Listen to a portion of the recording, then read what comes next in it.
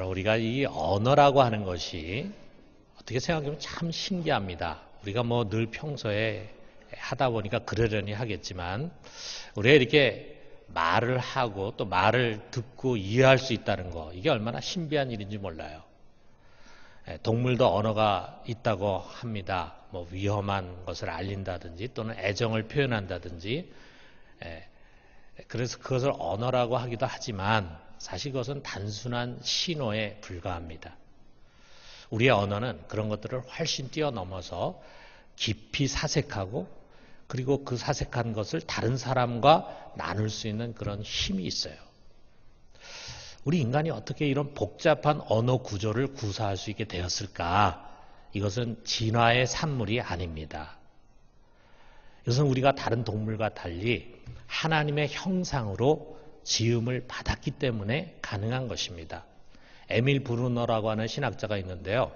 이 사람은 이 하나님의 형상을 두 가지로 구분했어요. 내용적인 것과 형식적인 것이 있다. 그런데 이 내용적인 것에 속하는 원래 의라든지 거룩함은 우리가 죄를 지음으로 말미암아 다 소실돼서 잃어버렸지만 죄를 지었음에도 불구하고 이 형식적인 것은 남아있다. 그것이 뭐냐면 상상력이라든지 논리성이라든지 또는 언어라 이거죠. 언어.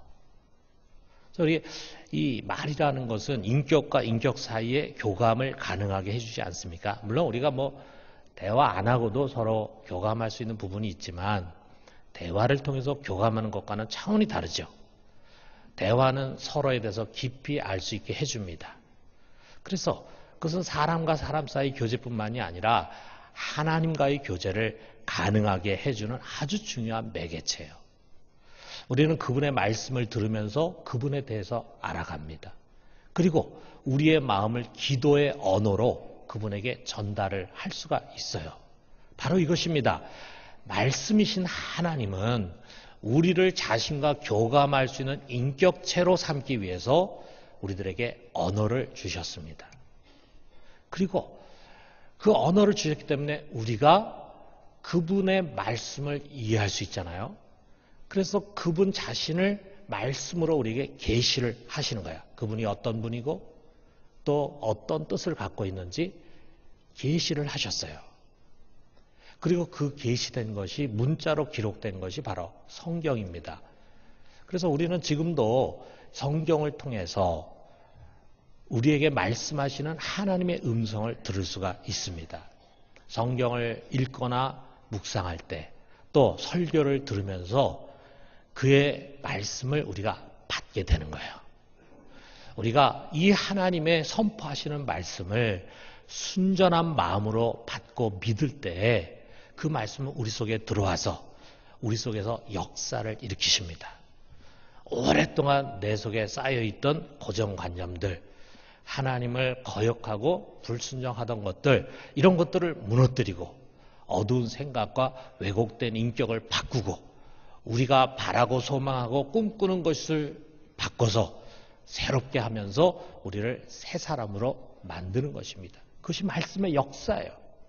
자, 그런데 여러분, 이 말씀의 역사라고 하는 것은 일방적인 것이 아닙니다. 말씀을 강제로 먹여가지고 나의 의지와는 상관없이 기적이라든지 신비한 방법으로 나를 뜯어 고치는 그런 것이 아닙니다. 여러분, 말씀의 역사는요, 내가 그 말씀을 어떻게 대하느냐, 어떻게 받아들이느냐, 어떻게 반응하고 순종하느냐, 여기에 달려있어요. 오늘 우리가 읽은 이 천국 비유가 그것을 말해줍니다. 자, 예수 그리스도께서 이 땅에 오심으로 하나님 나라, 하늘나라가 이 땅에 도래했어요. 그 하나님 나라는 지금까지 기존에 있는 이 세상과는 전혀 다른 원리, 전혀 다른 윤리, 삶의 도덕을, 삶의 길을 우리에게, 삶의 가치를 가지고 있습니다. 그렇기 때문에 예수님의 설교는 대부분이 이 하나님 나라, 천국 복음에 집중되어 있습니다.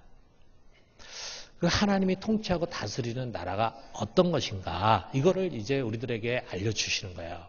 그런데 그것을 아주 어렵고 복잡한 영적인 언어로 가르치는 것이 아니라 그냥 평범한 일상의 삶을 예를 들어서 설명하십니다. 옛날에 농경사회고, 그러니까 이제 그런 것을 주로 비유로 사용하신 거죠. 씨를 뿌리는 거라든지 또는 농사를 짓는 거라든지 또는 농사 지은 식물이 자라는 모습이라든지 또는 물고기를 잡는 일 또는 누룩으로 빵을 만드는 일. 뭐 그 당시 사람들이 평범하게 하던 일상의 일이에요. 그런데 그런 일상의 모습 속에 하나님 나라의 원리가 담겨 있다 이거죠. 주님은 그 원리를 끄집어내서 그것을 쉽게 설명을 해 주시는 것입니다. 이것이 바로 비유예요.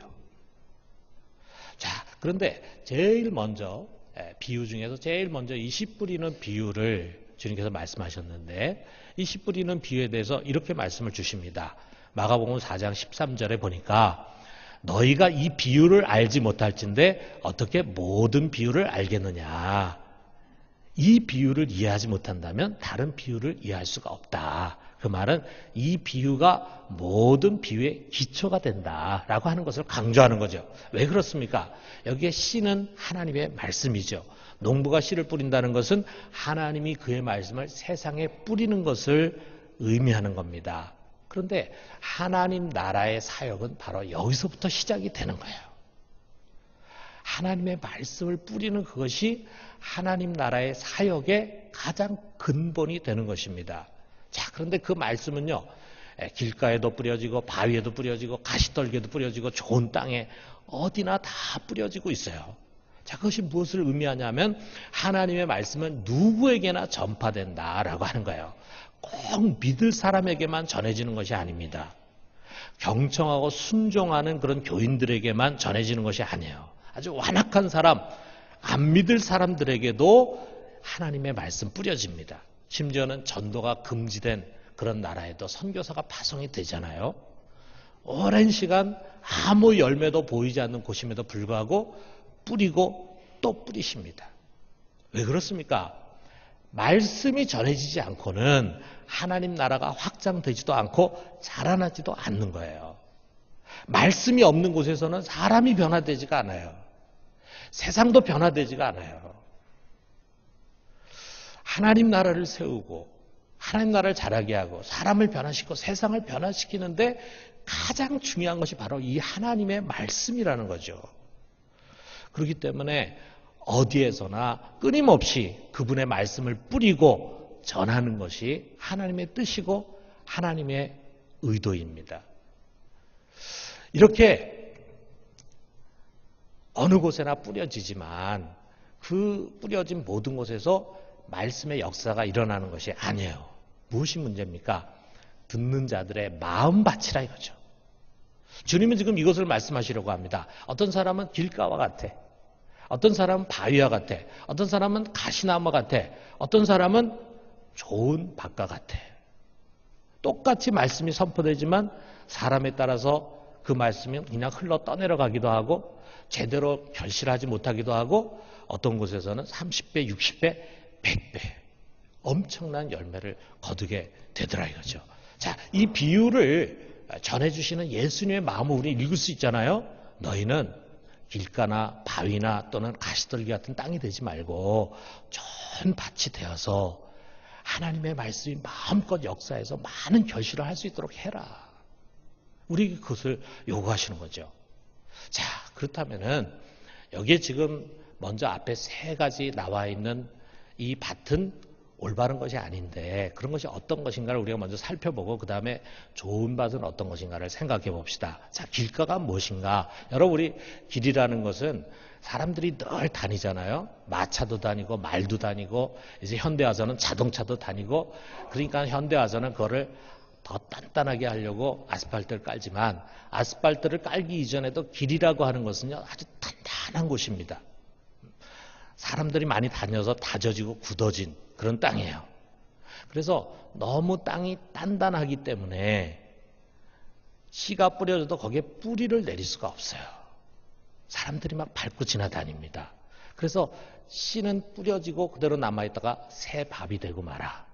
예수님은 어떻게 말씀하셨냐면 하나님이 뿌리신 말씀을 마귀가 떼어서 간다. 이렇게 이 비유를 설명하셨어요. 자, 이 사람은 어떤 사람입니까? 자기 생각이 굳어질 대로 굳어져 있어요. 자신의 상식, 자신의 경험, 자신의 인생 철학이 너무 단단한 방어막을 만들어요. 그래서 하나님의 말씀이 비집고 들어가기가 너무 어렵습니다. 하나님의 말씀이 번번이 거부를 당해. 강단에서 설교를 하는데 그 설교를 받아들이질 않아요. 자기 생각으로 꽉 차 있어. 또는 너무 세속에 물들어 있어요. 그래서 하나님 말씀에 관심이 없어요. 영적인 것에 관심이 없습니다. 뭐 일주일 동안 세상에서 하나님 말씀 보지도 않고 듣지도 않는 건 말할 나위도 없거니와 이렇게 소중하게 주일에 한 번 교회 와서 예배를 드리는 이 시간에까지 세상 일을 끌고 들어와요. 그래서 홈쇼핑에 주문했는데 그게 오늘 도착하지 않을까? 우리 애가 학원에 가서 지금 제대로 공부하고 있나? 내일 결제 올려야 하는데 그 결제를 어떻게 준비할까? 뭐 이런 생각들. 예배를 마치고 이제 결혼식장에 가야 되는데 혹시 길이 막히지 않을까? 뭐 이런 온갖 잡념들에 시달립니다. 이제는 또 이렇게 핸드폰이라는 게 있잖아요. 여러분 보시면 이제 핸드폰 안에 성경 프로그램들이 다 있다 보니까 예배 시간에도 핸드폰을 가져와가지고 핸드폰을 켜요. 왜 켜냐 하면은 성경을 읽기 위해서 켭니다. 그런데 띵 하고 문자가 와요. 그러면 그걸 눌러가지고 문자를 봅니다. 그리고 또 거기다 또 답장을 보내요. 또 그러다가 심심하면 또 인터넷 뒤져요. 핸드폰을 가지고. 여러분 예수님의 표현에 의하면은 마귀가 그 사람 옆에 앉아 있어가지고 하나님 말씀 뿌릴 때마다 그것을 날름날름 빼앗아가는 것입니다. 여러분 여기서 돌이켜야 합니다. 돌이키지 않으면은 하나님 나라 안에 들어올 수도 없고 구원받을 수 없어요. 마귀가 말씀이 그 속에 들어와서 그 사람이 구원을 받을까 봐 가로채는 것입니다. 예수님 그렇게 설명을 하셨어요. 여기 바위에 떨어진 씨도 마찬가지입니다. 바위는 대개 표면에 얇은 흙이 있죠. 그럼 거기에 이제 씨가 떨어지면은 싹은 납니다. 싹은 나지만 뿌리가 깊이 내리지를 못하죠. 자, 그런 가운데 이제 물이 마르고 또 대낮에 해가 떠올라가지고 뜨거우면은 그만 그 씨가 말라버리게 됩니다. 자, 이 사람들은 어떤 사람들인가? 말씀을 들을 때는 집중해서 듣고 아멘 합니다. 말씀이 깨달아질 때 그런 묘한 감동과 기쁨을 체험해요. 은혜를 받았어요. 그야말로 싹이 돋는 변화가 일어납니다. 그런데 여기가 끝이에요. 하나님의 말씀과는 맞지 않는 본래의 자아가 너무 강하게 버티고 있어요. 내면에 세상 원리로 찌든 사고, 옹고집, 그릇된 습관이 진을 치고 있어 말씀이 깊이 파고 들어가지를 못합니다. 그래서 내가 그때 말씀드렸다면 좋았는데 하는 그런 추억은 있지만 막상 어려운 일이 찾아오게 되면은 그 깨달은 말씀을 쉽게 버리고 배반하고 옛날 삶의 방식으로 돌아가는 거예요. 오늘날 현대 교회 안에 이런 분들이 참 많이 있습니다. 자, 그 다음에 가시떨기는 뭡니까? 가시떨기는요, 땅은 좋아요. 그런데 거기에 가시덤불이 그 땅을 덮고 있어요. 자, 그러다 보니까 씨가 싹이 나고 뿌리는 내리는데 제대로 자랄 수가 없어요. 햇빛을 받지 못하고 가시덤불에 눌려지게 됩니다. 어떤 사람들입니까? 여기 14절에 이 말씀을 설명하고 있어요. 가시떨기에 떨어졌다는 것은 말씀을 들은 자이나 지내는 중 이생의 염려와 재물과 향락의 기운이 막혀 온전히 결실하지 못하는 자요. 자, 여기 지금 세 개의 동사가 나옵니다. 가다, 막히다, 그리고 결실하다. 이런 동사가 나오는데요.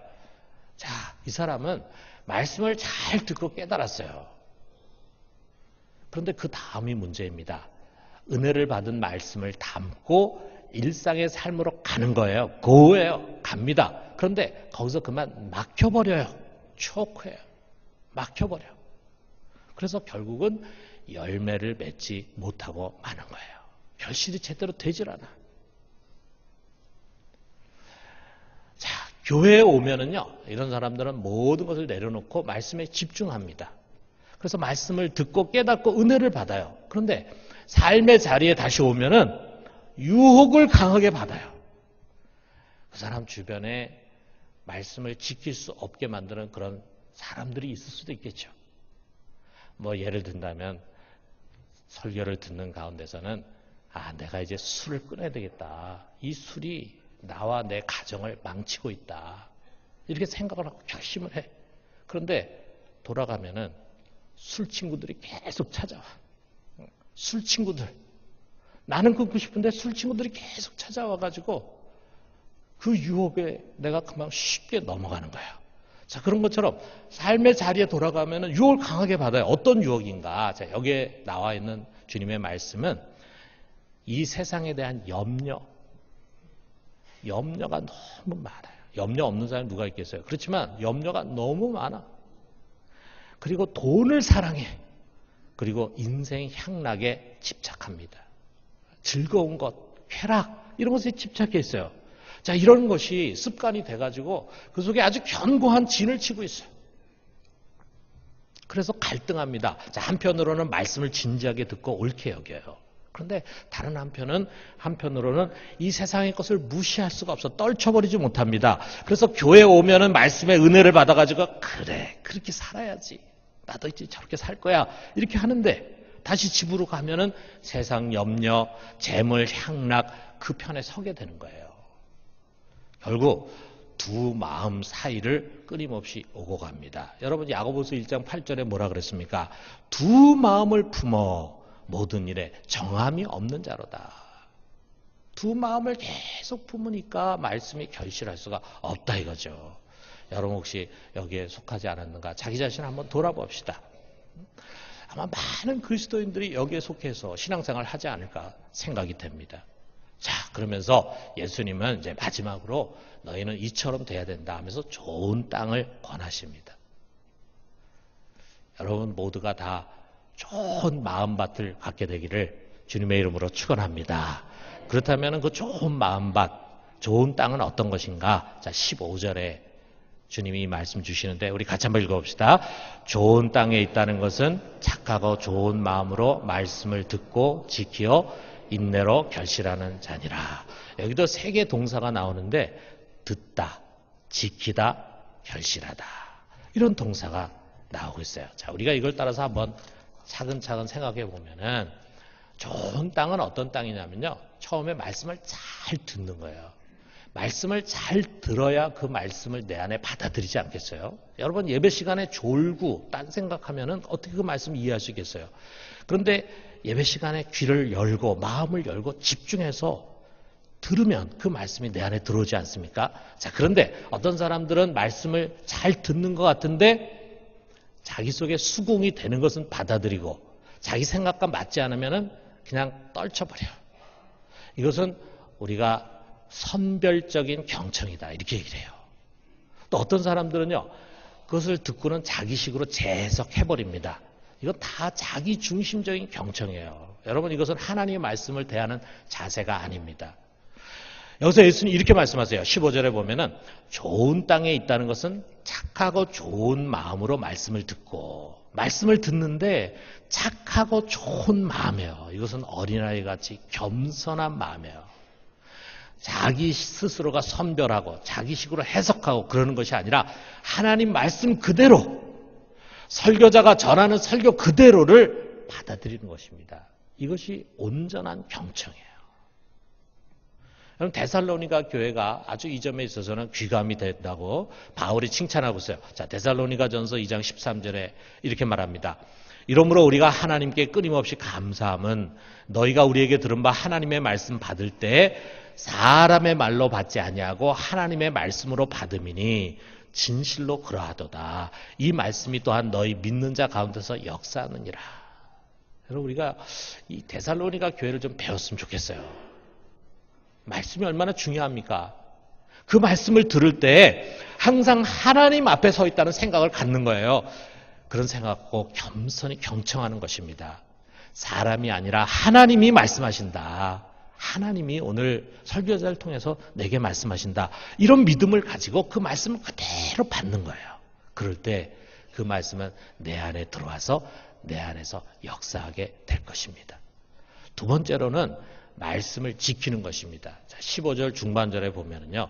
말씀을 듣고 지키어 그랬는데 여기에 지키어를 가리키는 카테코라고 하는 이 말은 꽉 붙들다, hold fast 라는 뜻도 있지만 내 소유로 지킨다, keep in possession 이런 뜻이 있어요.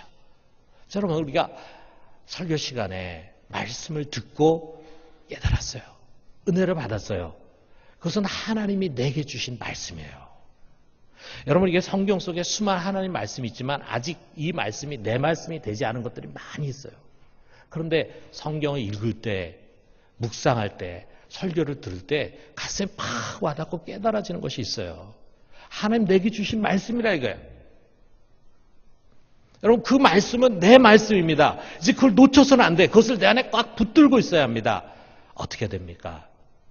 말씀을 깨달을 때 감동으로 끝나는 것이 아니라 삶의 자리에서 끊임없이 그것을 되새김질하고 묵상하고 적용하는 거예요.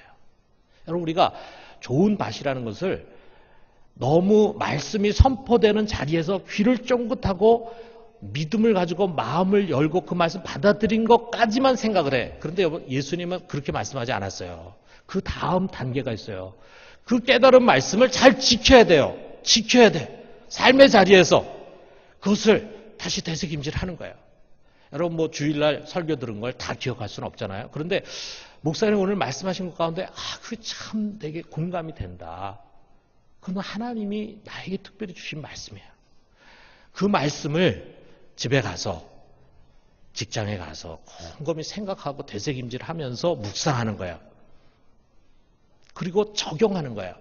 어떻게 보면은 그 묵상의 과정이야말로 지금까지 내가 살아온 삶과 나의 생각을 하나님의 말씀 앞에 내려놓는 갈등의 과정이에요. 여러분 생각해 보세요. 내가 지금까지 이렇게 살아왔어요. 그런데 하나님 말씀은 넌 이제부터 이렇게 살아라. 그 말씀을 들었을 때 그래 맞다. 저렇게 해야지 라고 생각하고 돌아왔지만 여전히 나의 삶 속에는 예전부터 살아온 그 삶의 패턴과 습관이 남아있어요. 갈등이 일어나지 않겠어요? 그 갈등은 자연스러운 것이고 건강한 것이고 좋은 것입니다. 그런데 여러분 그 갈등 앞에서 우리는 하나님의 말씀 앞에 우리 자신을 굴복시키고 순종하는 거예요. 그래서 그 말씀으로 하여금 나를 떠나서 흘러 없어버려지는 것이 아니라 내 안에서 잘 지켜가도록 해야 됩니다. 그리고 마지막에 세 번째로는 결실을 하는 것입니다.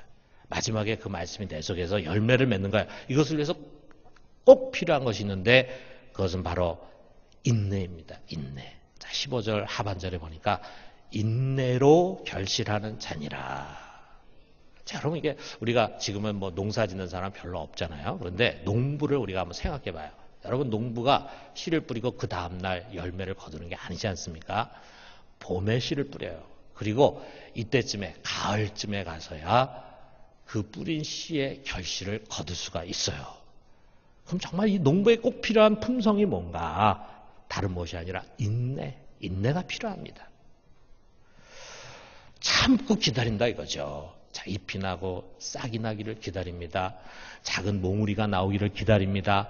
거기서 곡식들이 하나하나 연글기를 기다립니다. 그것이 벌레 먹지 않도록 또 약을 뿌려주고 적절히 물과 비료를 공급하죠. 1년 내내 그 일을 하는 거예요. 지금은 그래도 여러 가지 시설들이 잘 돼 있지만 여러분 옛날 천수답 시절에 농부들이 할 수 있는 게 뭐겠어요?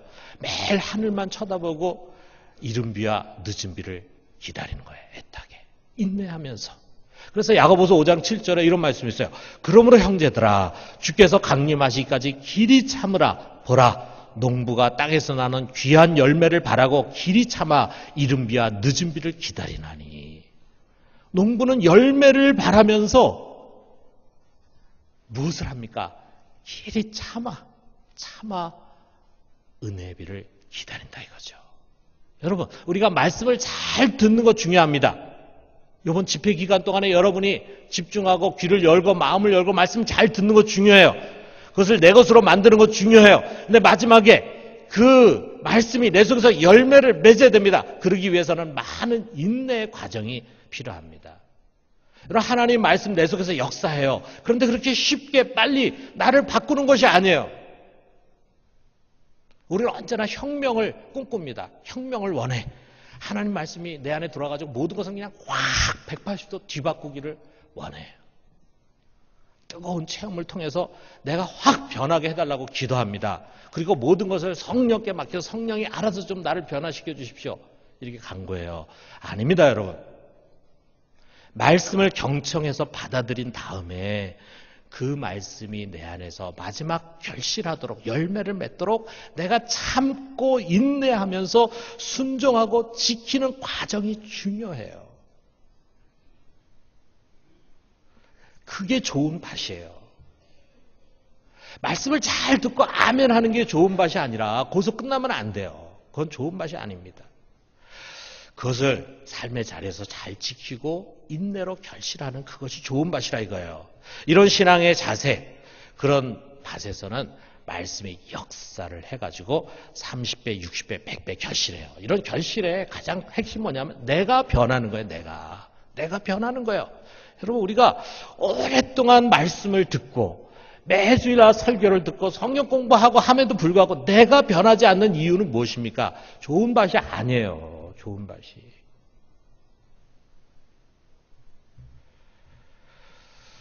여러분, 우리 주님께서 우리 교회 성도들에게 말씀을 주시기 위해서 귀한 집회를 허락하셨습니다. 그리고 귀한 말씀의 사역자를 보내주십니다. 여러분, 말씀을 들읍시다. 그래서 TV 앞에 앉아가지고 세상 즐거움에 여러분 마음과 시간을 빼앗기지 마십시오. 3일 동안 여기 나와 말씀에 귀를 기울여요. 또 우리 이번 강사 목사님은요, 정말 말씀을 너무나 재미있게 우리 귀에 쏙쏙 들어오게 잘 전하시는 정말 유명한 설교자이십니다. 여러분, 착하고 바른 마음으로 말씀을 경청합시다. 그리고 은혜 받은 말씀, 하나님 내게 주신 말씀으로 붙듭시다. 그리고 그것을 삶의 자리에서 순종하고 인내로 지켜서 이번 집회를 통해서 여러분 속에 많은 변화가 일어나고 좋은 결실을 맺게 되기를 바랍니다. 여러분, 치유받고 성장하고 헌신하고 그런 은혜가 있기를 주님의 이름으로 축원합니다.